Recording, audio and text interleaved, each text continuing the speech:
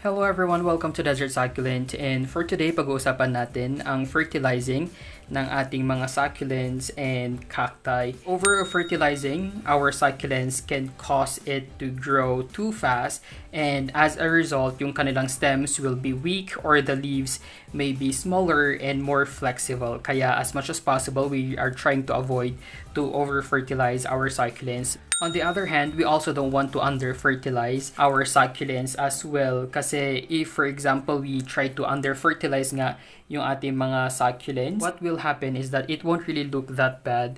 Okay naman siyang tignan, but it won't really get any larger or parang hindi lumalaki na yung ating mga succulents. Probably because yung nutrients na nasa kanilang soil is not sufficient enough to support nga yung kanyang paglaki. Our main goal now is to give our succulents what they really need. So just enough so it will grow at a normal rate and still be able to manage its own weight and size as it develops. Kasi pangit naman if our succulents are growing too fast but their stems or they are growing unhealthily. Our succulents can survive without any fertilizers, but it's all about us giving them a little boost for them to keep on growing healthily. Napakadaming generic succulent fertilizers na available sa market sa ngayon, and because of that diversity ng mga choices, it's really difficult for us to look for a perfect na fertilizer para sa ating mga cacti and succulents. And if you are someone na nahihirapan na mamili, then you can always make use of a standard and balanced fertilizer for your succulent in a smaller quantity. And usually in my case, I typically use nga yung ating 888 all-purpose na fertilizer kasi this one is just enough to give yung aking mga succulents, my cacti, and even other ornamental plants the right amount of nutrients, and it's very safe for us to use it in a monthly basis. Yung mga available na fertilizers natin dito sa market comes in two forms. Meron nga tayong mga liquid fertilizers, and at the same time we have yung mga granular na slow release fertilizers such as this one. I personally prefer nga yung ating mga granular form as compared sa ating mga liquid fertilizers. Depending now on which brand are you using, it is always best for you na pag maglalagay tayo ng ating fertilizer sa ating mga succulents or cacti, we have to cut the quantity in half from the recommended na amount before adding it around our plants. Depende na yan sa anong brand ang ginagamit ninyo. Kasi our succulents, as I mentioned earlier, they don't really need all that much fertilizer to thrive. Furthermore, lagi natin nababasa yung NPK, and what do these letters really mean? So NPK stands for nitrogen, phosphorus, and potassium, which are three of the most important nutrients required by our plants. And yung numbers following the NPK are the percent amounts of each nutrient. So for example, we have this Osmocote fertilizer over here. It has yung 14, 14, 14. So it means that this fertilizer now contains 14% nitrogen, 14% phosphorus, and 14% potassium. It's very important for us to know kung ano nga ba yung ginagawa nitong mga NPK na ito sa ating mga plants in general. Yung nitrogen, they are now responsible in stimulating yung plant growth and reproduction. Yung phosphorus naman is responsible for root growth, so pababa yung kanyang gamit, and improves the overall health of the plant. And lastly, yung potassium, it aids in the photosynthesis process. These three essential nutrients will be found mostly sa ating mga fertilizers, but not all fertilizers are the same kasi some of our fertilizers are quick release or fast release, whereas yung others naman are slow release. And let's try to look the differences between our slow and fast release fertilizers. I have here three different kinds of fertilizers that I am personally using. One of them is yung ating Osmocote fertilizer. This one is a slow release na fertilizer. And two of them, we have the Peter's Blue 1616 and we have the Harvest King 888 na fertilizers are the fast release na kind. So, unahin muna natin itong mga slow release na fertilizers. And as its name suggests, it do send nga yung essential nutrients to the plants natin at a slower na rate, and this is something that I kept on using. If you've been watching my vlogs before, you know na I always use itong ating mga Osmocote fertilizer, especially if I do my repotting. You might also have noticed na every time I do repot some of my succulents, hindi ko talaga tinatanggal yung kanilang soil. I just literally transfer them into their new pot, and that's the time I make use of these. So for example here, if I will be repotting this and I don't want to change its soil, I literally transfer it into a new pot, pero underneath I am adding, or I do sprinkle a bit of this Osmocote na fertilizer.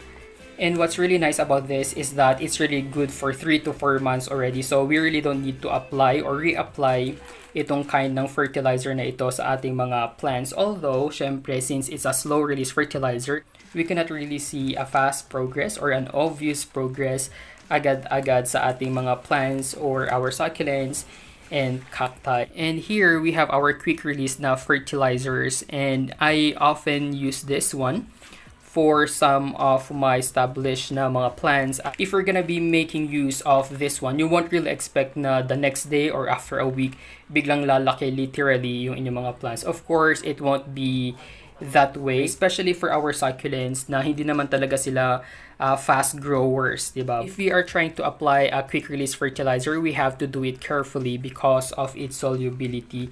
Itong dalawang ito are water soluble and they easily dissolve in water. Kaya if we are gonna be applying this sa ating mga soil as a topping, for example, every time we're gonna be watering, they can immediately dissolve. And pag nasobrahan tayo ng nilagay, then it could possibly burn or damage yung ating mga succulents. And this one, since it's a fast release na fertilizer, yung kanyang effect would only last for 2 to 4 weeks. And therefore, after a month, you have to reapply it once again. Ayan, walang coating itong dalawang ito as compared dito nga sa ating Osmocote that has this coating. Every time I fertilize using itong ating Osmocote fertilizer, I just literally put it here around sa top layer ng kanilang soil. Ayan.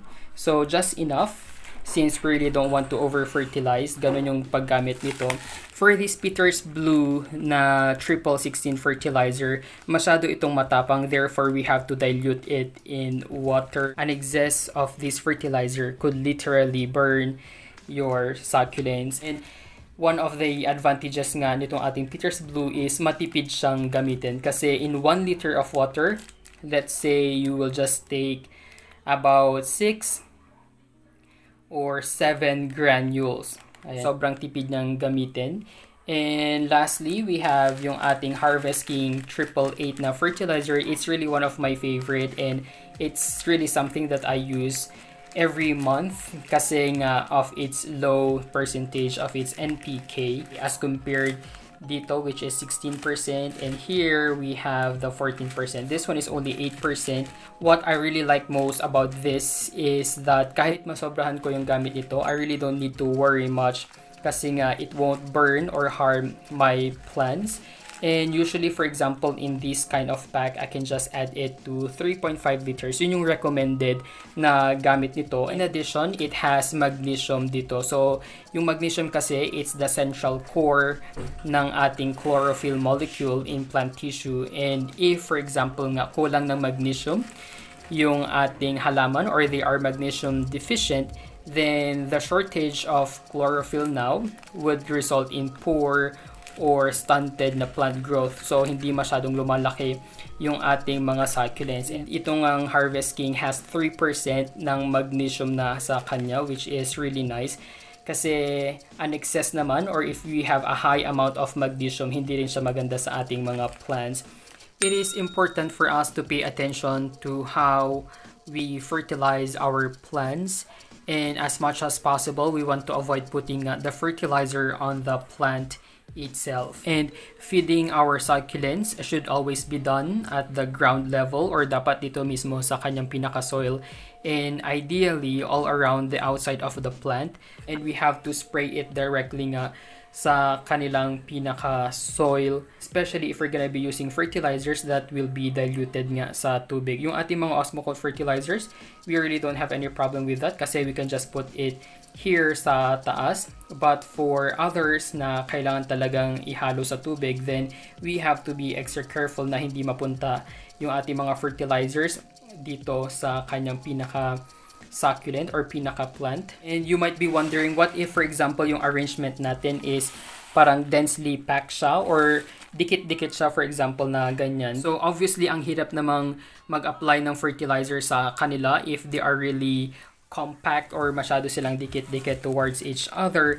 And the solution to that one is to add yung ating fertilizer sa watering can that has a slender or yung manipis na nozzle sa pinakadulo, so we can easily water our succulents. And using those kind of slender nozzles nga would help us direct the fertilizer sa pinaka-root ng ating plant where they can do the most good. Ideally, feeding our succulents and cacti in most cases should be limited nga to just once a year during their growing season nga. Doon lang dapat tayo nagpa-fertilize sa kanila. But I myself is guilty to that one. We have to remember that too much fertilizer weakens our succulent plants, and that is something we are trying to avoid.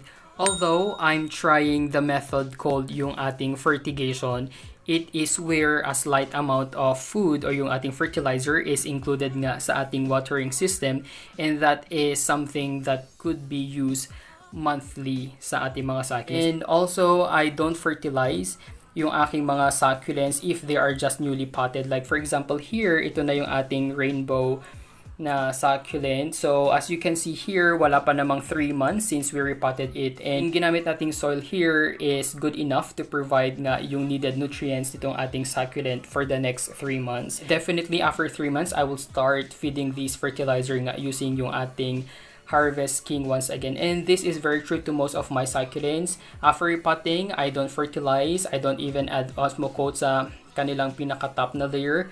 But after 3 months, eventually, that's the time I start fertilizing my succulents. And once I started to fertilize my succulents and cacti, I do it every month since I'm using a less concentrated type na fertilizer. And just to give you an example here, we have our cacti. So this one is our Gymnocalcium mianovicii. You see the big difference. So ito is fatter talaga yung kanyang rootstock as compared to this one. Even this, ayan, I don't know if you can see it here, but if I'm gonna be doing that one, mas malaki nga ito. Yung mga succulents na nakikita ninyo and were featured today are mga succulents that are receiving nga yung ating monthly na fertilization using yung ating Harvest King. And I really didn't have any problem with them. So you would really see ang lalaki nila, and I really didn't have any problem with them. So even here, our Choco Soldier, from one stem, it has already these parang 2 na offsets. Ayan, looking great. Lastly, we have mentioned nga na we should be fertilizing our succulents during their growing season.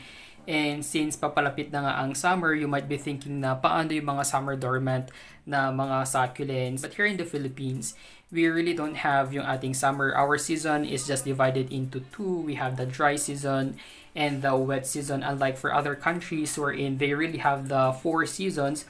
And they have these extremes in temperature during winter and during summer. Dormancy kasi na ating mga succulents would now really depend on temperature fluctuation, kung saan nga, syempre from 20 degrees magiging 5 degrees or negative 5 degrees. So there's really a big na fluctuation in temperature. The second thing is yung photo period. Ito yung about sa longer periods of days and nights. And lastly, yung kanilang water availability sa kanilang pinaka-natural na habitat. And here in the Philippines, we really have this constant temperature all year round. So hindi naman tayo bumababa sa below zero or talagang freezing cold na temperature. And therefore, we can literally avoid nga yung dormancy ng ating mga succulents this coming dry season, or we call it as summer in the Philippines. And that's all that we need to know about fertilizing. Thank you guys for watching.